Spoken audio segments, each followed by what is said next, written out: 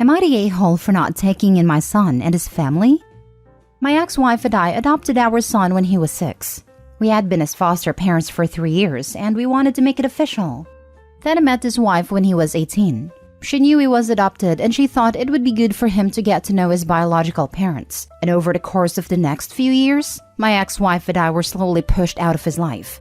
When they got married, we only received a wedding invitation. We were not part of the wedding party, and his biological parents and their spouses sat at the family table. We have not had the opportunity to meet our granddaughter either, and she is nearly 3 years old now.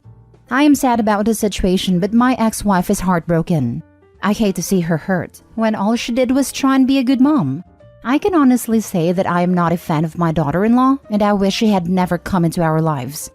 Recently, they have run into financial problems and they lost their home. My son's job is in the city we live in, and his biological parents and his in-laws all live in other cities. So, he called my ex-wife to ask if they could stay with us while they got back on their feet. I said no, my ex-wife wants to, but I refuse to be used. He has been distancing himself from us for 9 years now, and the only reason he called was because he is desperate. I don't think I owe him anything, but I did offer to pay for whatever it costs for him to move his family to the cities where his real family is. His wife called me to scream at me, saying that I'm abandoning my son and grandchild.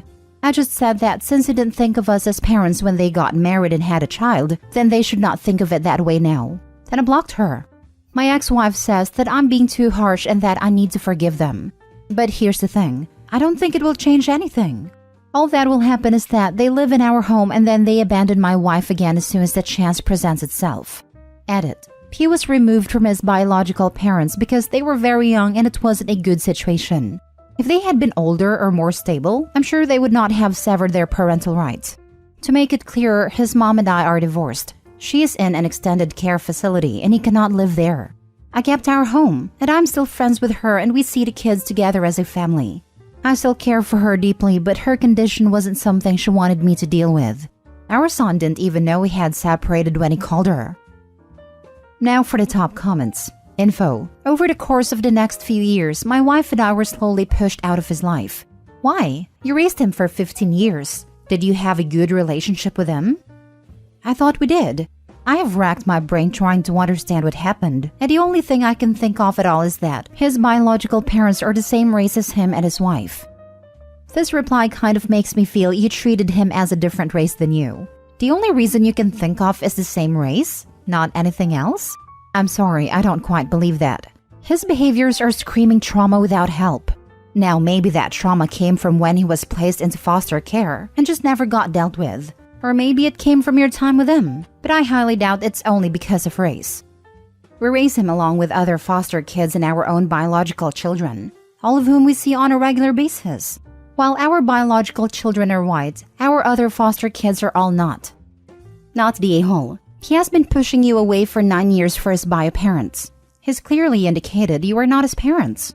He doesn't get to randomly come back and majorly disrupt your lives because he's in a bad position now. He would 100% be using you and his wife. Sounds awful. You were more than generous to offer to pay for them to relocate. I understand your wife wanting to bring him back, but sounds like he has no remorse over how he has treated y'all for almost a decade. It doesn't matter. He and wife weren't good enough to be treated like parents for the past 9 years. They're not good enough now either. He can go and ask his BioParents. After all, they're the ones who had a post at the wedding as parents. Well, now they can actually do something for their son, given that they let Opie and wife raise him, and only came back when he was a grown-up to reap what they didn't sow. People like Opie's son are the reason why so many people refuse to adopt. Of course it matters. No one can force Opie to house them as they are adults. But understanding if there was a reason that a kid pulled away makes a different take to the story. He said in a comment that he and son are of different race, and that wife and son are the same race. So the son is a racist who pulled away because his parents were the wrong race. No, I do not believe that he is racist. Also, my wife and I are of European stock. His biological parents are not. His wife is very proud of her race and was instrumental in reconnecting him with his biological parents. Next story. Am I the a-hole for telling my best friend / sister-in-law the true reason for my divorce? I, 32 female, met my sister-in-law, Mary, 32 female, in uni. We were assigned flatmates who really enjoyed cooking and baking together and became best friends. She actually introduced me to her brother John, 35 male, whom I dated and eventually married 8 years ago. We have 2 kids aged 3 and 5. Mary was thrilled for us. She had a close relationship with John and remained best friends with me. John is very intelligent and a bit competitive in nature, so he naturally went into an intense career field. Unfortunately, he turned towards alcoholism to cope with an intense job. He started seeing a therapist to help him identify his triggers and drank less, and then he quit therapy thinking he was fixed, only to start drinking more again after a while. He did the find a therapist, control his drinking, quit therapy process 4 times over 5 years. Each time he'd make promises and agreements. We had 2 kids along the way. The first was before I realized how serious the drinking problem was, and the second after he agreed to quit completely and get fully sober. He went back on that promise and said he wanted to be in control of his drinking and only have 1 to 2 drinks a week. He never got completely sober. He'd flake out on promises to the kids and me. He'd go out with friends who encouraged him to drink and have 2 to 3 drinks and then start buying bottles of vodka and gin again. After the 3rd time he quit therapy, I gave him an ultimatum. Either get sober or I was leaving him and taking the kids. And I followed through with it. Mary and I stayed best friends after college, but John asked me to keep his drinking from his sister the first time around. I didn't want her to think he had a problem. He was my husband, so I agreed if he worked on staying sober. So when I divorced him, it appeared out of the blue to Mary and their parents, who couldn't understand why I would up and leave her brother and adamantly take the kids, only letting him have visitation. Mary blamed me for the divorce and wanted to end our friendship. So I told her the truth, that I loved him and still do, but I wasn't willing to spend the rest of my life and ruin my kids' childhood, setting ourselves up for disappointment over and over again when he wouldn't stay in therapy or stay sober. Mary was horrified after I told her about everything. She got very emotional when I admitted to her how many times I let myself get excited for plans her brother made with me or the kids, only to be flaked on when her brother poured himself a drink after work. She then went to give John a piece of her mind and asked him to get his act together. John's now extremely upset at me for spilling a secret that I'd promised to keep, because Mary's image of him is now rubbish and his parents are disappointed in him too. I think I had a right to explain myself to my best friend, and I no longer had a promise to keep after he broke his end of it. Am I the a-hole? Not the a-hole. Your image shouldn't be rubbish because he's embarrassed by his actions. Thank you. He's extra upset because the most recent weekend went to Mary's place for dinner and she gave him a sobriety check before letting him in, and he feels like I made Mary treat him like a child when he'd always been her older brother. I was admittedly unsympathetic, but that made it even worse. The only one that made his sister treat him like a child is him. Alcoholism sucks, and having family members that are addicts and alcoholics suck. But it is and will always be their choice to pick up the bottle or the other drugs. Not the a-hole. What did your ex-husband expect? That you would take the blame for the divorce that happened because of his actions? To keep his reputation clean? What has he done to deserve that? No, you shouldn't be expected to keep such a secret for him. Not the a-hole.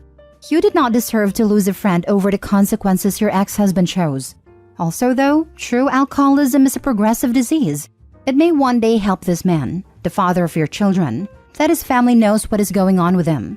It is not your job to enable your ex, and protecting the secret is a big form of enabling.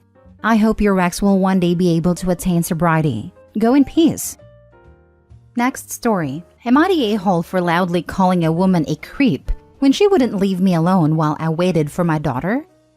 I'm a single dad to 3 kids and my youngest is 6 female. My ex's parents sent her money for her birthday, so I took her to the outlet store so she could pick out what she wanted. I'm used to gawking and suspicious stares when I'm out with my kids. When we got to the outlet, she had to use the restroom. The family restroom was occupied and she really had to go, so I sent her into the ladies' room. I waited right outside of the doorway, just a little off to the side so I couldn't see in when the door opened but would be right there when she came out. While I'm waiting, a woman had come up, gave me an odd stare and asked why I was just standing outside of the ladies' restroom. I explained I was waiting for my daughter to come out, and she offered to go inside and watch her. I declined because I have had one too many negative experiences with people who said they meant well, only to try getting my kids to admit I was kidnapping them, sneak them out to safety, and the like. That nonsense gets exhausting, though I understand their intentions are good. She asks why not? Where's their mother? What's my daughter's name? What does she look like? Giving me this whole shakedown. So I get fed up and loudly go, "Lady, stop trying to creep on my kid in the restrooms." I got her to leave me alone and she left. My kid came out, we went to the store she wanted, got her a bear maid, and went to pick up my other 2 kids. I aired my frustration about the incident and similar ones to my parents. My father got a kick out of it, but my mother felt like I shouldn't have done it. And embarrassing the woman like that was a step too far when she was trying to look out for my kid, so I should have just answered her questions. Now for the top comments. Not a-hole. Fathers are parents too. And taking little girls into a men's room with urinals is not a good choice. She asked why you were hanging outside a lady's toilet. You answered once, and that was enough. Forget the urinals. It's the finding a stall that hasn't been wrecked that's the challenge. I have had to take her into the men's room before, and guys were pretty good to clear out ASAP so I could go in. As a woman who has used a men's stall clubbing, I can honestly say the women's bathrooms are sometimes way worse than the men's. Women's bathrooms aren't necessarily cleaner. But I do understand your pain. My brother is a single dad 50% of the time, and it felt like this when his daughter was younger. It's so sad that men are made to feel creepy with little girls. You're just a dad. It's not creepy. You told her you were waiting for your daughter. That's enough. After that, she should have just moved on. But you also know when you're feeling judged. She has zero right to keep asking questions. You're a big boy, and if you wanted her to check on your kid, you would ask. Not a-hole. Honestly, the truth is there are some kids in these bad situations, and they do need help from a stranger. It does happen.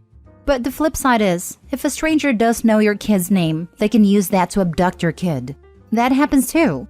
So as a parent, you're well within your right to tell anyone to screw off, jog on, and leave your kid alone. Not the a-hole, but I'm curious. Why would you get suspicious stares when you're out with your kids? Being a single parent isn't some weird thing. Being a single dad out with my kids, it's all too common to think I'm ambitious enough to kidnap 3 whole children from their mother. Or I'm babysitting and giving her a day off. The former I kinda understand, because some parents do insane things over custody disputes. This gave me a giggle, because legit 3 whole children and they all casually just follow you around, no questions asked. I fed them once, now they follow me around like stray cats. Last story. Am I the a-hole for not wanting to lie to my son for the sake of family harmony? My parents always wanted grandchildren, and both my brother and I wanted children, but both of us ended up facing fertility issues with our respective partners. My wife and I eventually decided to start working with a surrogate. Our parents are old-fashioned, but they tried to be happy for us. My brother also tried, but his wife did not. His wife is as against the concept of surrogacy as it's possible to be. It always has been. We found a friend who was willing, and we now have a son. Sister-in-law went crazy. She spent months blasting all of us how horrible we all were, that we supported all sorts of terrible practices because we were doing this, etc. She refused to go to our baby shower or see us in the hospital, but she did send a new mom kit meant for our surrogate, with things to help a pregnant person recover from childbirth. My brother apologized for her but said he couldn't change her mind. A few months later, my brother and his wife announced a spontaneous pregnancy after more than 5 years of trying. Our parents were thrilled, and so were we. We were willing to put it all behind us, but they had a daughter, and it only intensified her views. She refused to bring the baby over for holidays or meet her cousin because she refused to have her daughter raised to view women as objects. Years later, she softened to have our parents around at least, without us. Now, my parents want the whole family together again. She's agreed to a compromise that she's willing to do holidays and family outing, as long as we never tell the children that our son is from a surrogate. Our parents think we should do this, because she has a point and they were always uneasy with it. But I don't agree. This isn't some shameful secret that we should be ashamed of. We didn't do anything wrong. My wife is adamant that we shouldn't, but wants our son to have a cousin. My parents are calling me as much as I'll answer, to beg me to consider. My brother just wants the tension to stop and isn't going to fight with her anymore. Not the a-hole. Your sister-in-law can just mind her own business or just get lost. Yep. Your child should come first. And if he later finds out his origins were some dirty little secrets, he's going to feel like he's a dirty little secret. Don't do that to him. The extended family can eat rocks if they think this is a solution. Sister-in-law's flat out crazy. You better believe she's going to make some hateful or belittling comment to your son in the future if she feels this strongly. So do your son a favor and spare him of that. And a likely possibility that if he does make friends with a cousin, it'll be ripped away later when sister-in-law starts in with some other new wild demand. Yes, that's right here. This woman has acted insane over something that's not her business for years. There is no way she's going to bite her tongue when the child, who is the living representative of this thing she unreasonably hates, is in front of her. And even in the unlikely event that she did, she won't do so in front of her child, who will pick up on that attitude and act on it towards Opie's child. Opie ought to cut contact for the sake of their child. Not the a-hole. I guarantee lying to your child about their origins will cause divide in that relationship. What is more important? Sister-in-law and her precious views? Or building an honest and open relationship with your child? Children survive without cousin relationships, and they thrive better without people who don't like their existence because they came in a different way. All of my cousins lived far away from me and I only saw them for a week every few years, and none since we were in our teens. Children can and do get along fine without being with their cousins, but once a lie is exposed, that's much harder to come back from. Sister-in-law's nuts. The truth is likely to tear the family apart, and sister-in-law will be prompt to blame you. Since no one wants to stand up to her, do not expect support. Sad situation.